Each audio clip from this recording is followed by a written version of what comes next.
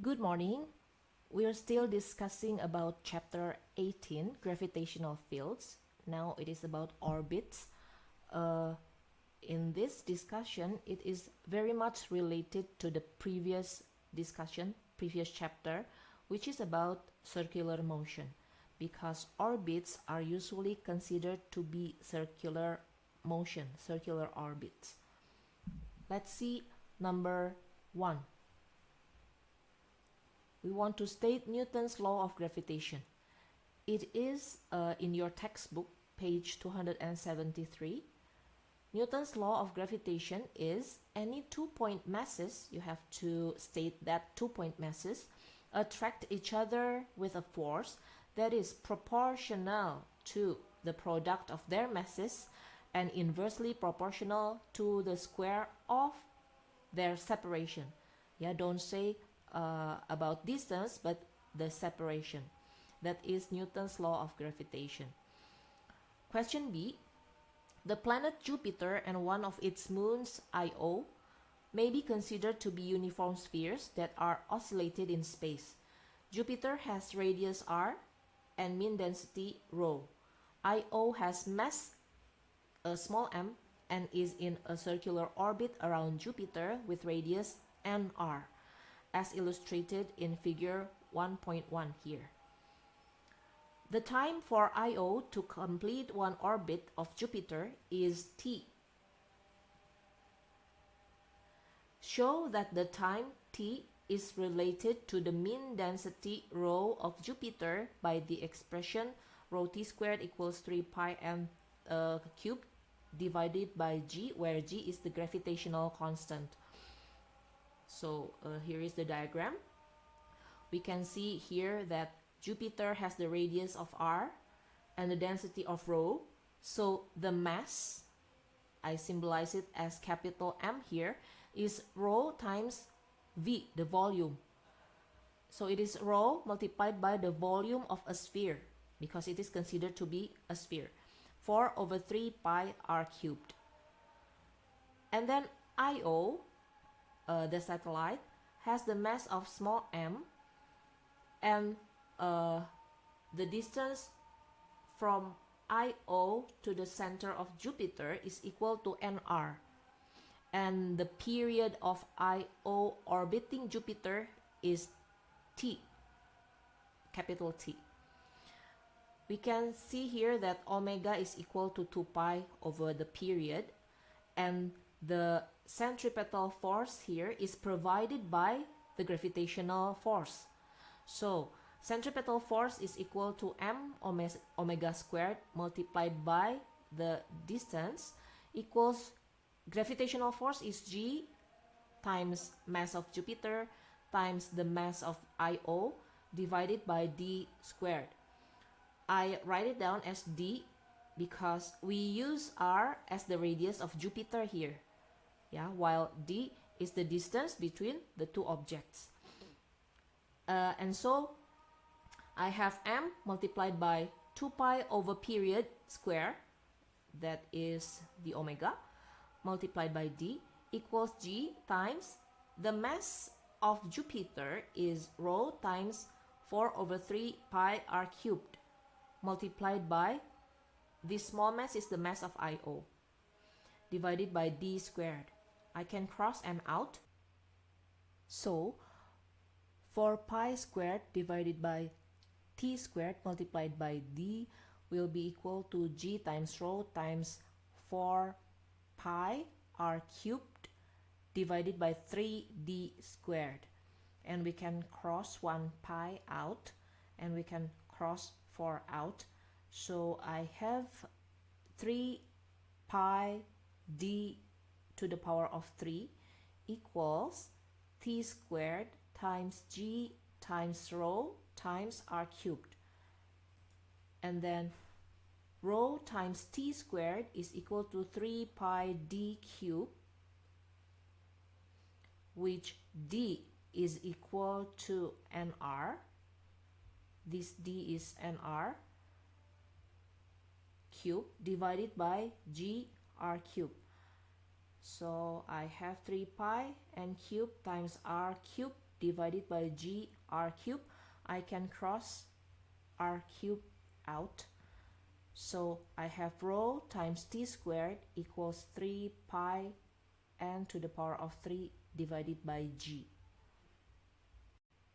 For question CI, given the radius of r and the distance between the centers of Jupiter and Io, and also the period of the orbit of Io, we want to find the mean density rho of Jupiter. So we have nr. nr is 4.32 times 10 to the 5 kilometers. It is the distance between the centers of Jupiter and Io. We can see it in the previous diagram here, that nr is the distance between the center of Io and the center of Jupiter.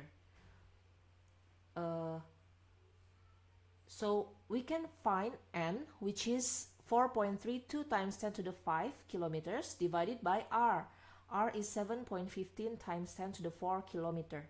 So n is equal to 6.04. The period is 42.5 hours, and if we convert it to second, it will be 42 times 5 multiplied by 3,600. So using the previous equation that we have derived, we have rho multiplied by t squared, t is in second, equals 3 pi times n cubed divided by g. The g is 6.67 times 10 to the minus 11. This is a constant and you will be given this value. So the result will be 1.33 times 10 to the 3 in kilogram per meter cubed. Question CII. The Earth has a mean density of 5.5 times 10 to the 3 kilogram per meter cubed. It is said to be a planet made of rock. Rock is a solid. By reference to your answer in I, comment on the possible composition of Jupiter. The rho of Jupiter was 1.33 times 10 to the 3 kilogram per meter cubed. So if I can see here that the density of Jupiter is smaller than Earth, so it is possible that Jupiter is composed of gas or liquid. The second question, A moon is in a circular orbit of radius r about a planet. The angular speed of the moon in its orbit is omega. The planet and its moon may be considered to be point masses that are isolated in space. Show that r and omega are related by the expression r cubed omega squared equals constant. And you have to explain your working. To explain your working, you have to state this statement, that the gravitational force provides the centripetal force. You have to use this word provides. This is very important. If you didn't explain this, your point will be reduced by 1. So pay attention to this sentence. This is very important. And then the gravitational force is G times m over r squared. This m is the mass of the planet, while this small m is the mass of the moon, equals m omega squared times r. Remember, this is the mass of the moon because it is moving in circular motion around the planet. So here we have omega squared times r cubed, r multiplied by r squared is r cubed, equals g times capital M. G is a constant and M is a constant too. So omega squared times r cubed is also constant. Question B.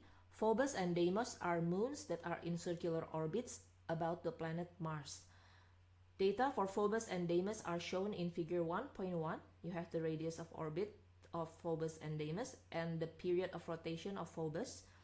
Use the data to determine the mass of Mars. For moon Phobos, omega is equal to 2 pi over the period. The period should be calculated in seconds, so we multiply by 3,600. So the omega for moon Phobos is 2.28 times 10 to the minus 4 radian per second. And omega squared times r cubed is equal to g times the mass of the planet. So here we have 2.28 times 10 to the minus 4 squared multiplied by r. R here is this radius of orbit of Phobos. 9.39 times 10 to the 6 cubed equals g is always 6.67 times 10 to the minus 11. You are given this data multiplied by capital M. Capital M is the mass of the Mars. So here we have the mass 6.46 times 10 to the 23 kilograms. And now the second question is we want to find the period of Deimos in its orbit about Mars. So for moon Deimos, we can use this equation, omega squared r cubed equals gm. Mass has been calculated. So the radius must be the radius of orbit of Deimos, 1.99 times 10 to the 7 cubed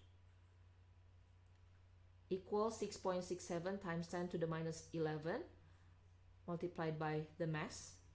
We can find omega, or we can use omega squared r cubed for Deimos should be equal to omega squared r cubed for Phobos. You can also use that equation. So omega squared r cubed for Deimos equals omega squared r cubed for Phobos. You will get the same result, that omega is equal to 7.3 times 10 to the minus 5 radian per second.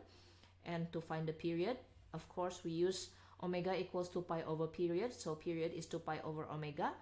It is equal to 8.6 times 10 to the 4 second. It is equal to 23.6 hours. Next question. The period of rotation of Mars about its axis is 24.6 hours. Deimos is in an equatorial orbit, orbiting in the same direction as the spin of Mars about its axis. Use your answer in I to comment on the orbit of Deimos.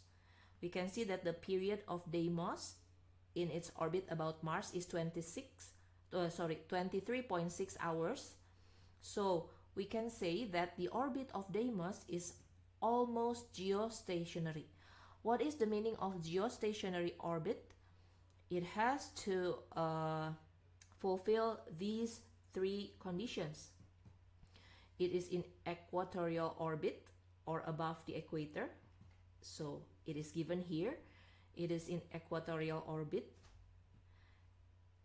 It should move in the same direction as the Earth spins. So it should move from the west to the east. And it should move with the same period as the spinning of Earth, which is 24 hours. Because we got the period of orbit of Deimos 23.6, then we can say that the orbit of Deimos is almost geostationary. Remember the conditions for geostationary orbit. The third question, a spherical planet has mass capital M and radius capital R. The planet may be assumed to be isolated in space and to have its mass concentrated at its center. The planet spins on its axis with angular speed omega, as illustrated in figure 1.1. So this is the axis of spin of the planet. So the planet is rotating, and this is the axis of rotation. It is spinning, and this is the axis of the spin. Yeah, this is the equator, and this is the pole of the planet. This is also the pole of the planet. Now, a small object of mass m rests on the equator of the planet. This is the mass m. The surface of the planet exerts a normal reaction force on the mass. State the formula in terms of capital M, M, R, and omega for the gravitational force between the planet and the object. Yeah, it is F equals G times capital M times small m over r squared. And the second one, we want to state the formula of the centripetal force required for circular motion. Of course, it will be F equals m omega squared times r. We have to state it in omega here. You have another equation for F, which is mv squared over r, but we have to use the one with omega because we want to state in the terms of omega. The third one is we want to find the normal reaction exerted by the planet on the mass. First, I want you to see this diagram. This is the mass that is at the equatorial orbit. There are two forces that is acting on the mass. The one is the gravitational force, which is always attractive, so it attracts the mass towards the planet. And then there is a normal force because it is at the surface of the planet. The normal reaction opposes the gravitational force and it acts outwards, away from the planet. Now we have sigma F equals m omega squared times r, and the resultant of these two forces will provide the centripetal force. So gravitational force minus the normal should be equal to m omega squared times r. So the normal will be gravitational force minus m omega squared times r, or it is equal to gm m over r squared, this one, minus this centripetal force, m omega squared times r. The next question, explain why the normal reaction on the mass will have different values at the equator and at the poles. The answer is the value of r in the expression omega squared times r varies. Why? I want you to see this diagram here. This is the mass when it is at the equator, and this is the mass when it is at the pole. So it is at the axis of rotation. You have to know that the r in the expression gmm over r squared and the r in the expression of m omega squared times r, they are different. In the first one, r is the radius of the planet. In the gravitational force, r is the radius of the planet and it is considered to be spherical. But in the second equation, the omega squared times r, this r is the perpendicular distance of the mass from the axis of the spin of the planet. So this axis passes through the center of the sphere. So at the equator, r is the same in both cases.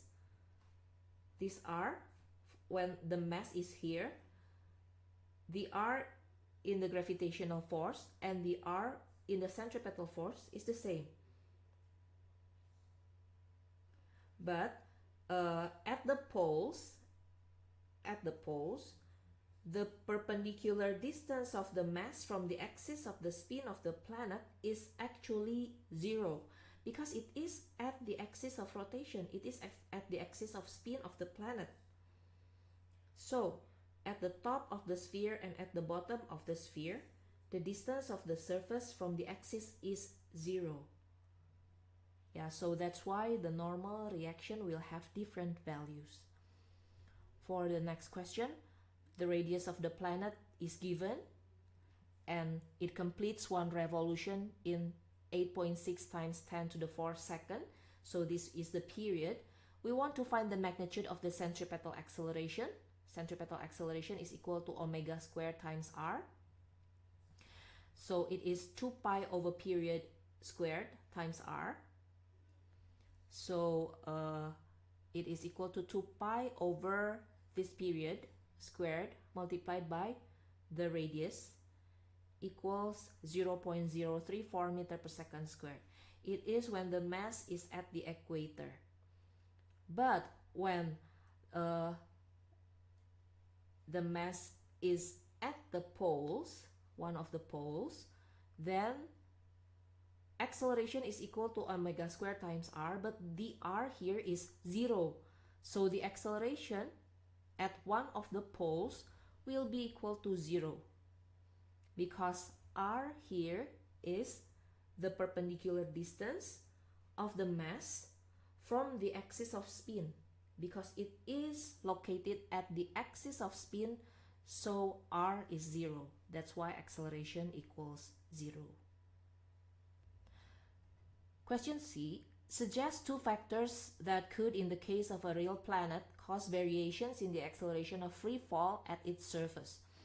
You can state two factors of those mentioned, which are radius of the planet varies, and the density of the planet is not constant, or the planet is spinning so that the acceleration of free fall can vary, or there are nearby planets or stars, so it affects the acceleration of free fall.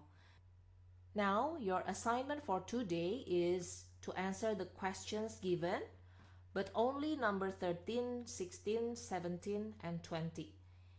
Scan your work and submit by uploading it to Scholar. And as usual, if you have any questions, you may ask. And that's all for today. I hope this video can help you study. Thank you.